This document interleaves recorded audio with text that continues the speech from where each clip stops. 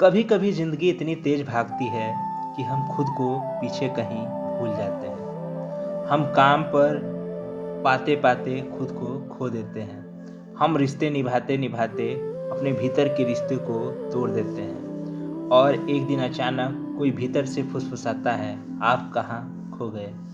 यह कहानी है उसी सवाल की जो हमें अंदर की उस जगह ले जाकर बैठा देती है जहाँ हमसे बड़ा कोई नहीं और हमसे दूर भी कोई नहीं। यह कहानी है एक अदृश्य यात्रा है, एक अंतर यात्रा।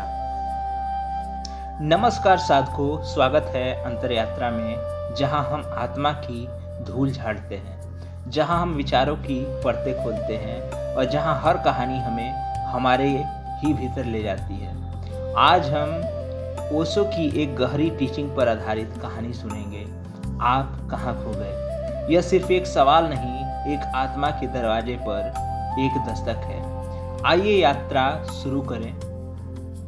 सुबह सुबह का समय था, हवा में हल्की सी ठंड थी। एक साधारण थका हुआ उलझा हुआ आदमी, नाम था उसका दिलीप, अपने कमरे में बैठा था। दीवारें खामोश, कमरा अस्त व्यस्त और उसका मन उससे भी ज़्यादा बिखरा हुआ। बीते कई महीनों से उसे समझ नहीं आ रहा था कि जिंदगी उसे कहाँ धकेल रही थी। काम का दबाव, रिश्तों की उलझनें, आत्मसम्मान पर चोट और एक ऐसी थकान जो नींद से पूरी नहीं होती थी। उस सुबह उसके जीवन में पहला मोड़ आने वाला था। दिलीप अपने सिर पर हाथ रखकर बैठा था। तभी अचानक भीतर से एक आवाज उठी, तुम कहाँ खो गए दिलीप। वह चौंका। ये आवाज बाहर से नहीं आई थी, ये उसके अंदर से आई थी। उस आवाज ने जैसे उसका सीना भेद दिया। वह खड़ा हुआ, कमरे में टहलने लगा। उसके कदम कांप रहे थे। कहाँ खो गया हूँ, उसने खुद से सवाल किया।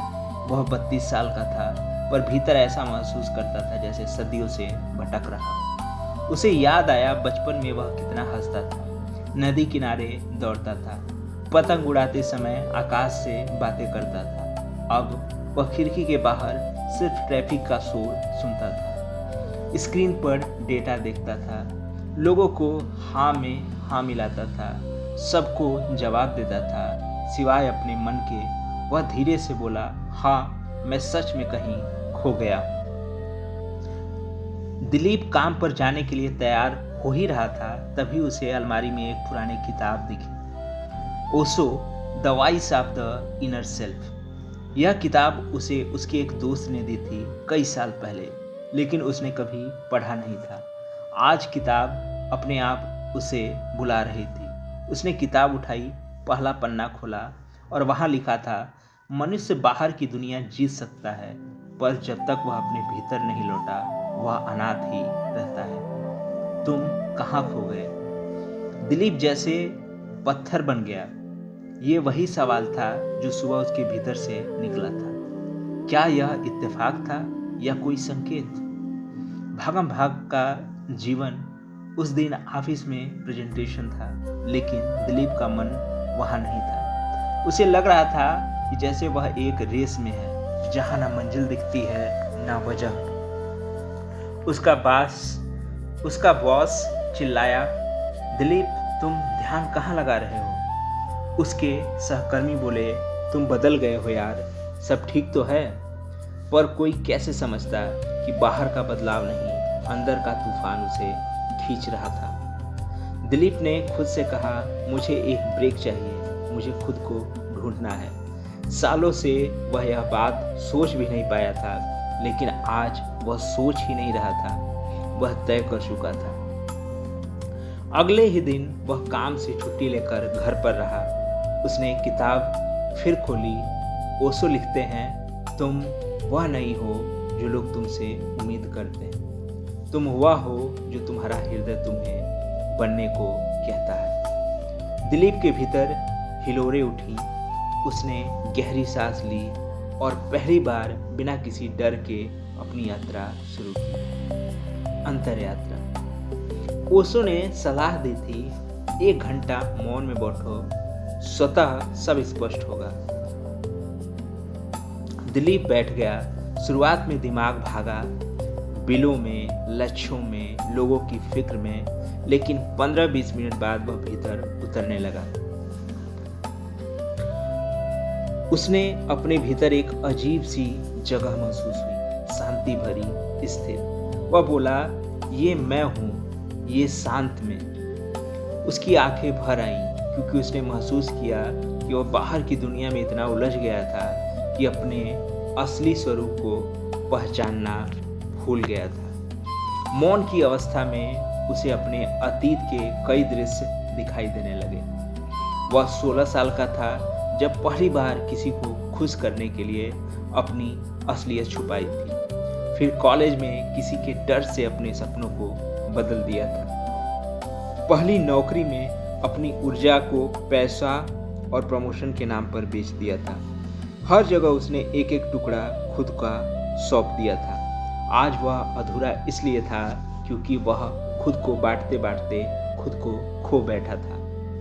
तुम दुनिया में नहीं खोए, तुम अपनी आवाज में खो गए। दिलीप के भीतर बिजली सी कौंधी। वह समझ गया कि वह दूसरे को प्रभावित करने, दूसरों जैसा बनने, दुनिया में फिट होने के चक्कर में अपनी आवाज खो चुका था। ओशो ने लिखा था कि खुद को पाओ, दुनिया खुद समझ में आने लगेगी, और यही उसके जीवन का टर्निंग पॉइंट बन गया। दिलीप रोज ध्यान करता, लिखता, सोचता, अपने पुराने सपनों को याद करता, और धीरे धीरे वह असली जीवन को पहचानने लगा।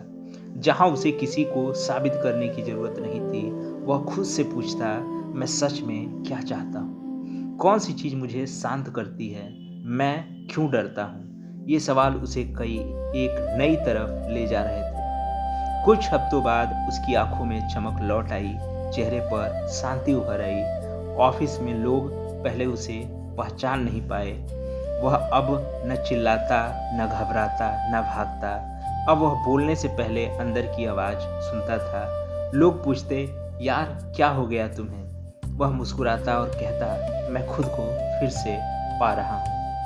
एक शाम एक पार्क में बैठा ध्यान कर रहा था, तभी एक बुजुर्ग साधु उसके बगल में बैठ गए। चेहरा शांत, आंखें दयालु। साधु ने पूछा, क्या बेटा, कुछ खोज रहे हो? दिलीप ने मुस्कुराते हुए कहा, हाँ, खुद को।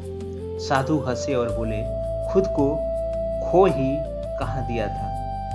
दिलीप चुप हो गए। साधु ने आगे कहा, बेटा, तुमने खुद को कभी खोया ही नहीं, तुम बस अपने मन की भीड़ में दब गए थे। मन हटाओ, तुम साफ दिखने लगते हैं। बेटा, तुम खुद को कभी खोया ही नहीं, तुम बस अपने मन की भीड़ में दब गए थे। मन हटाओ, तुम साफ दिखने लगते हो। यह सुनकर दिलीप की आंखों में आंसू बह गए। उसे लगा यही जीवन का सार है। उस दिन घर लौटते हुए दिलीप को हवा हल्की लगी, सूरज चमकता हुआ लगा, दुनिया नई लगी। आसमान वही था, पर देखने वाला बदल गया था। उसे एहसास हुआ कि खुद को खोना जीवन की समस्या नहीं, खुद को ढूंढना जीवन का समाधान है। ओशो लिखते हैं कि मनुष्य जब अपने भीतर लौटता है तो वह पहली बार जन्म लेता है। दिलीप को लगा आज उसकी असली जन्म हुआ है। यह कहानी हमें सिखाती है कि हम खुद को नहीं खोते, हम बस अपने ही विचारों, डरों, लक्ष्यों, झूठे संबंधों और अपेक्षाओं में दब जाते हैं। जब हम भीतर लौटते हैं तो जीवन बदल जाता है। यही अंतर यात्रा है, बाहर की नहीं, भीतर की यात्रा। दोस्तों, यह थी एक आंतरिक यात्रा, ओशो की उस आवाज पर आधारित जो हमें हर पल पूछती है, आप कहाँ खो गए?